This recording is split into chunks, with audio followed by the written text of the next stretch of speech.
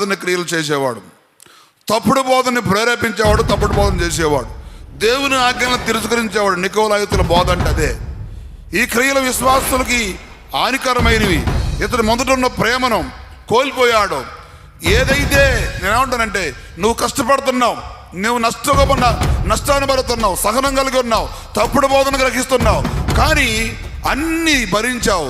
ఎవడు తప్పుడు బోధో, ఎవడు అపోస్తుల్లో, ఏ బోధలో విషయం ఉందో, ఏ బోధలో అజ్ఞానం ఉందో అవన్నీ ఈ సంఘపు దూత తెలుసుకున్నాడు. కానీ ప్రేమను కోల్పోయాడు అనే సంగతిని కోల్పోయాడు.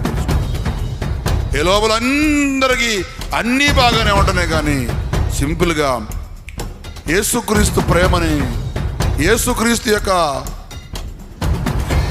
మొదటి నుంచి ఉండిన ప్రేమని, ఆయన సన్నిధిని, ఆయన కాంతిని కోల్పోయేవారిగా ఉంటున్నారు. కాబట్టి ఎఫెసీ పత్రికలో గొప్ప వెలుగు చూసింది.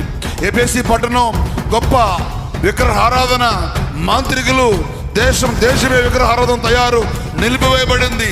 దేశమే చీకటి నుంచి వెలుగులోకి వచ్చిన ఈ పట్టణమే, ఈ సంఘమే చివరికి శిథిలాలు తప్ప ఆధ్యాత్మికంగా ఎదిగినట్టు, తర్వాత దైవికమైన కార్యాలు వాళ్ళ ద్వారా దేవుని మహిమను ప్రబలినట్లు మనం సంఘ చరిత్రలో చూడలేము.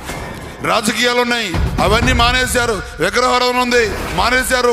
నికోలాయితుల క్రియలు అంటే బోధలని, అబద్ధ బోధలు, విగ్రహారాధన లయపరచబడ్డారు. కానీ ఇవన్నీ సహనం, కష్టం, భారం అన్ని అలీక భరించారు. కానీ వీరిలో ఏముందంటే దేవుని ప్రేమ, మొదట ఉన్న ప్రేమను కోల్పోయారు.